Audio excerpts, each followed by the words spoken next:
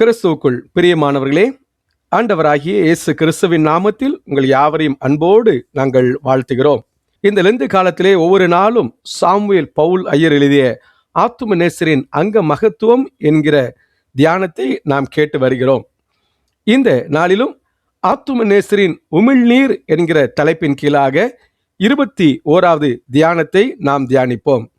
இதை உங்களுக்கு தொகுத்து வழங்குகிறவர் reverend David Paramanandam, Diocese of Bombay, Church of North India, Mumbai, India. Produced by Gamaliel Bible College, Mumbai, India. இந்த நாளின் தியானத்திற்காக ஜெபம் செய்வோம்.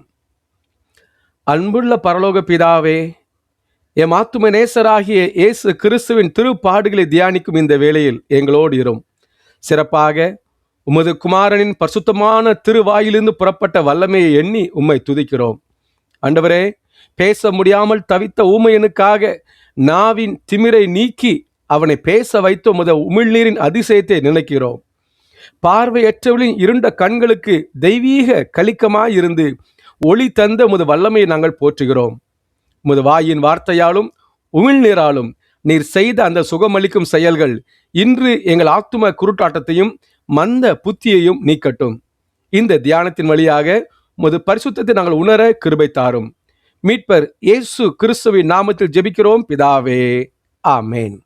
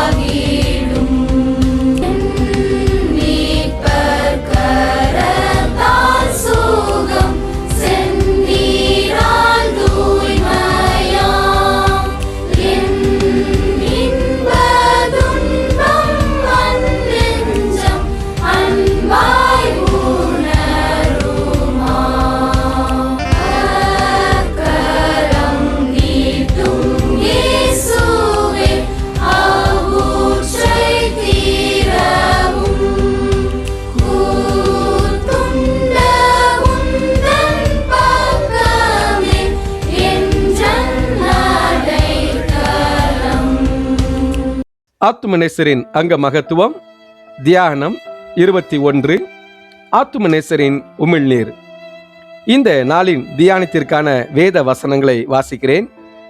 இயேசு அவனை ஜனக்கூட்டத்தை விட்டு தனியே அழைத்து கொண்டு போய் தம்முடைய விரல்களை அவன் காதுகளில் வைத்து உமிழ்ந்து அவனுடைய நாவை தொட்டார். அவர் குருடனுடைய கையை பிடித்து அவனை கிராமத்திற்கு வெளியே அழைத்து கொண்டு போய் அவன் கண்களில் உமிழ்ந்து, எதையாயிலும் காண்கிறாயா என்று கேட்டார். அவன் ஏறிட்டு பார்த்து, நடக்கிற மனுஷரை மரங்களைப் போல காண்கிறேன் என்றான். இயேசு தரையிலே துப்பி உமிழ்நீரினால் சேருண்டாக்கி அந்த சேற்றை குருடனுடைய கண்ணிமேல் பூசி, நீ போய் சீலவாம் குளத்திலே கழுவு என்றார். அப்படி அவன் போய் கழுவி பார்வையடைந்தவனாய் திரும்பி வந்தான். இந்த வசனங்களை மார்க்கு 7ஆம் அதிகாரம் 33ஆம் வசனத்திலும், மார்க்கு 8ஆம் அதிகாரம் 23, 24 வசனங்களிலும், யோவான் 9ஆம் அதிகாரம் 6, 7 வசனங்களிலும் காணலாம். இந்த நாளின் போதனை இயேசுவின் திரு அமுத மகத்துவத்தை பற்றிய 2 குறிப்புகளை மேலே சொல்லிய வாசகங்களில் பார்க்கிறோம். முதலாவது, இயேசுவின் அமுதம் நாவின் திமிரை நீக்குகிறது. கடிகாரங்கள், இயந்திரங்கள், வண்டிகள் எல்லாம் சக்கரங்களால் தம் தம் வேலைக்கு இயக்கப்படுகின்றன. அவை ஒவ்வொன்றும் தம் தம் அயனத்தில் சுழலும்படி அடிக்கடி எண்ணெய் அல்லது கொழுப்பு போடுகிறதுண்டு. அப்படி செய்யாத பட்சத்தில் அச்சக்கரங்கள் துருப்பிடித்து சேதப்படுகிறதோடு வேலைகளையும் முடக்கி போடுகிறது. நாவானது பெரிய காரியங்களை நிறைவேற்றும் சிறிய சக்கரம் போல் இருக்கிறது. அது ஆயுள் சக்கரங்களையும் அதை சேர்ந்த தம்முடைய இயந்திரங்கள் அனைத்தையும் கரைப்படுத்தி துருவேற்றி கொளுத்தி போடத்தக்க சூட்சும சக்கரமாய் இருக்கிறது என்று பரிசுத்த யாக்கோபு சொல்லி இருக்கிறார். நரகத்தில் உள்ள ஒரு வியாதி அதை பிடிக்கிறது உண்டு. அதற்கு வறட்சி என்று பெயர். இந்த வியாதி கொண்டவர்கள் கொன்னை வாயரை போல் தேவனை தக்கபடி துதியார்கள், புகழார்கள். அவரை நோக்கி சரியான முறைப்படி விண்ணப்பம் பண்ணவும் மாட்டார்கள். அவருடைய நாமத்தை பிரஸ்தாபிக்கவும் மாட்டார்கள். இப்படிப்பட்ட தடித்ததும் திமிர்த்ததுமான கொன்னை நாவி நோய்க்கு இயேசுவின் உமிழ்நீர் மருந்தாய் இருக்கிறது. இரண்டாவது, இயேசுவின் அமுதம் குருட்டு கண்களுக்கு கலிக்கமாய் இருக்கிறது. இரட்சகர் 2 தரம் தமது திரு அமுதத்தை குருடருக்கு கலிக்கமாக உபயோகித்திருக்கிறார். இதில் பரிசுத்த யோவான் சொல்லும் குருடன் பிறப்பு முதல் குருடனாய் இருந்தான். கண்ணானது சரீரத்துக்கு விளக்காய் இருக்கிறது. அந்த விளக்கு பிரகாசிக்கும்படி அதனுள் ஒரு தைலம் இருக்கிறது. அந்த தைலம் இல்லாவிட்டால் அக்கண்ணில் காட்சி இராது. சரீர கண்ணை விட மனக்கண் விசேடமானது. மனக்கண்ணுக்கும் ஒரு தைலம் அவசியம். அது இல்லாத மனதில் தன்னை அறியும் அறிவானது தேவனை அறியும் காட்சியாவது இராது. ஆனால் இயேசுவின் திரு அமுதம் அப்படிப்பட்ட மனக்கண்களை தெளிவிக்கும் கலிக்கம் போல் இருக்கிறது. இந்த நாளின் தியானம். ஆத்துமாவே, உன்னை நான் கூர்மையாக பரிசோதித்த பின்பு உனக்கு கொன்னைவாய் உண்டென்று கண்டுபிடித்து கொண்டேன். நீ அதை ஆமென்று ஒத்துக்கொள்கிறாயா அல்லவென்று ஆட்சேபிக்கிறாயா? சொல்லு. நான் கொன்னை நாவுடையவன் அல்லவென்று ரூபிக்கிரியாக்கும். உன் நியாயங்கள் உன்னோடு இருக்கட்டும். உன் நாவு உன் மூக்கை தொடும்படியான நீல நாவாய்த்தான் இருக்கிறது. அது மேலும் கீழும் இரு பக்கமும் சக்கரம் போல் வளையவும் சுழலவும் செய்கிறது மெய்தான். நீ ஊருக்கெல்லாம் அஷ்டாவதானிதான், தேவனுக்கோ நீ கொன்னை நாவுடையவன் தான். உன் பேச்சை கேட்க பெரும் கூட்டம் வரலாம், உன் பாட்டை கேட்க 10,000 பேர் கூடலாம். என்றாலும் நீ கொன்னை வாயன்தான். உலக விஷயத்தில் உன் நாவு நீண்டி இருக்கிறது. கிறிஸ்துவின் விஷயத்தில் உனக்கு கொன்னை நாவு. சிற்றின்ப பாட்டுக்கு உன் நாவு வளைகிறது. பேரின்ப கீதங்களுக்கோ உனக்கு கொன்னை நாவு. இதற்கு காரணம் என்ன? இருதயத்தின் நிறைவினால் வாய் பேசும் என்று உலக இரட்சகர் சொன்னார். தெய்வீக விஷயத்தில் உன் இருதயத்தில் நிறைவில்லை, ஆதலால் அது கொன்னி பேசுகிறது.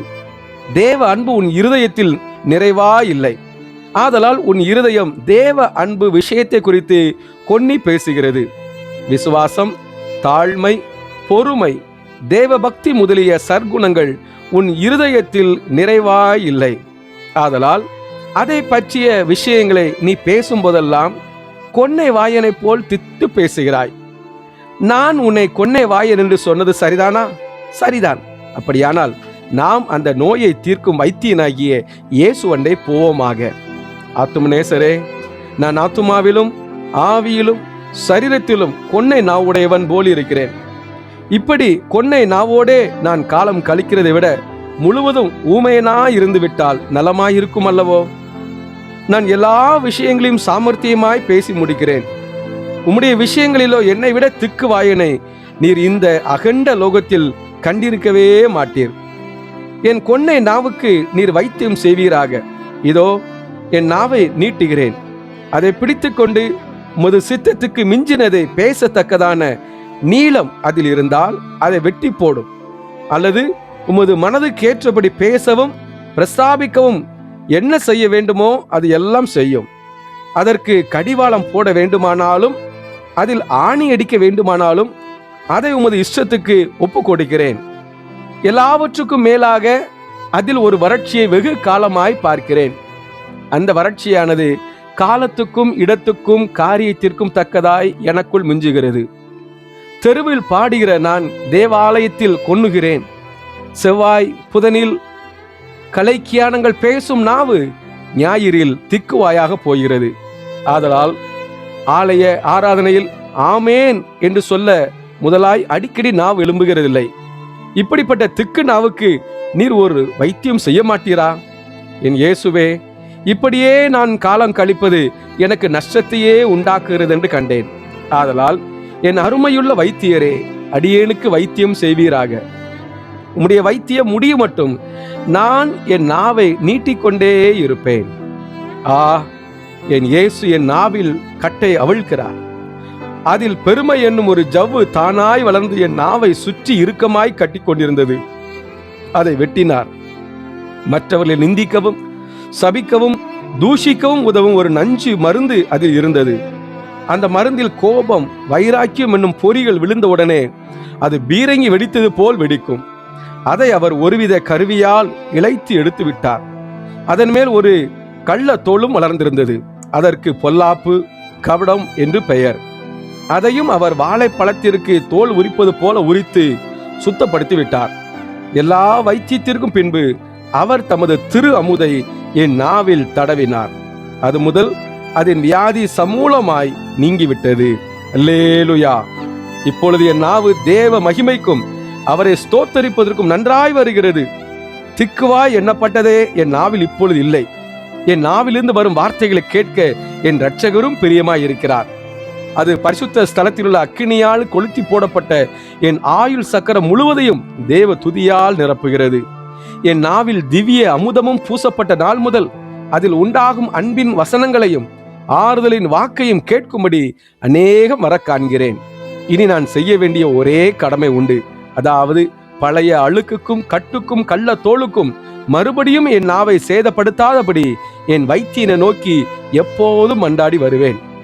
என் இயேசுவினிடத்தில் வைத்தியம் செய்யும்படி நான் என் நாவை நீட்டின நாள் முதல் ஒரு பெரிய வித்தியாசத்தை காண்கிறேன். அது கொடுக்கும் மெதுவான பிரதித்திரம் அநேகருடைய கோபத்தையும் உக்கிரகத்தையும் தனித்து விடுகிறது. அது பெருமையானவர்களை பேசாமல் ஞானத்தை பேசுகிறது.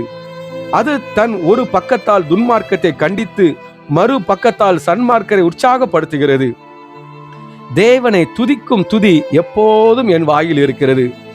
இனி பழைய நோய் என் நாவை ஒரு நாளும் பிடியாது. நான் திக்கு வாயனாக மாட்டேன்.